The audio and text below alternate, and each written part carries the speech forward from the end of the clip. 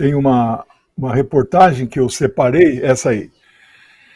Essa é uma reportagem do maior jornal da França. Ela é uma reportagem que analisa a visita do presidente francês ao Brasil do ponto de vista da França, evidentemente.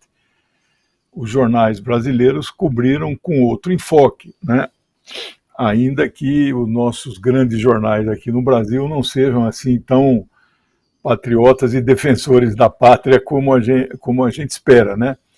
Mas eu anotei aqui, é uma reportagem longa, complexa, e apesar de ser reportagem, ela tem opiniões, ela é analítica também, né? Bom, aqui, aí já é opinião minha, né? O Macron e o Lula apareceram assim em fotos como se fossem assim até namorados, como se fossem amigos de longa data, pegaram na mão várias vezes. Um colocou a Ordem do Cruzeiro do Sul no presidente da França, o presidente da França condecorou o Lula com a ordem mais importante da França, que é a Legião Estrangeira, uma coisa assim.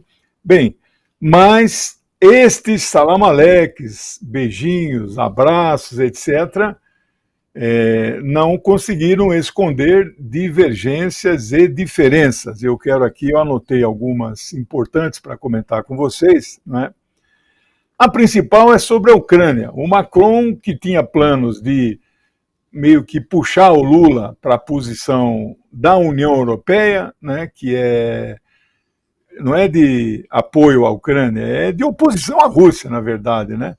E a posição do presidente Lula, justa, correta, é uma posição de neutralidade e defesa de um acordo de paz, ponto final, não é?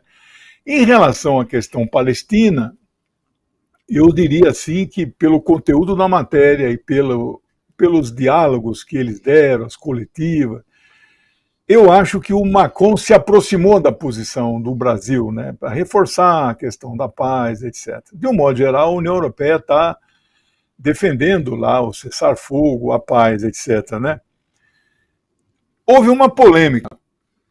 Em novembro deste ano aqui, o Brasil é o presidente do G20. O G20 é o bloco mais importante da ONU, porque não são 20 países, são 21, mas 19 países e União Europeia e União Africana, né? Então são 19 países. Desses 19 países, 7 são do grupo mais rico e 10 são dos BRICS. Então, o G20 é a soma do G7 e dos BRICS, né? Então, é um grupo importantíssimo. E o presidente Lula é o presidente do G20. E a reunião do final do ano, novembro, que será no Rio de Janeiro, a dúvida é, o presidente Lula convida o Vladimir Putin ou não, né? Na verdade, convidar não é um convite pessoal. A Rússia é membro do G20. E a Rússia manda quem ele quiser, né? Quem ela quiser. Se vier o presidente Vladimir Putin, tem aquela pendência da prisão que foi decretada lá pelo Tribunal Penal Internacional. Mas o Macron acha que o Lula não deve expressamente, não, é como se vetar mesmo, não convidar. Aí isso aí ficou uma diferença, mas não foi resolvida, né? O Brasil, a verdade é que nós temos uma relação antiga e histórica que é anterior até ao século XX, século XIX.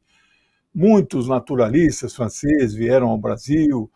A USP, fundada em 1934,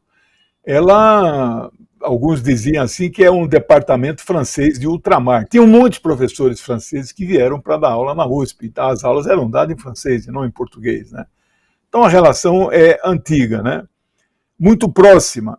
Agora, finalmente, a divergência mais clara e acentuada é o acordo Mercosul-União Europeia. Esse aí não houve acordo, o Macron é o mais duro, ele veta, ele é contra. Então, se um país da União Europeia for contra, a União Europeia não vai assinar esse acordo. Então, por enquanto, eu não vejo nenhuma possibilidade de que isso aconteça.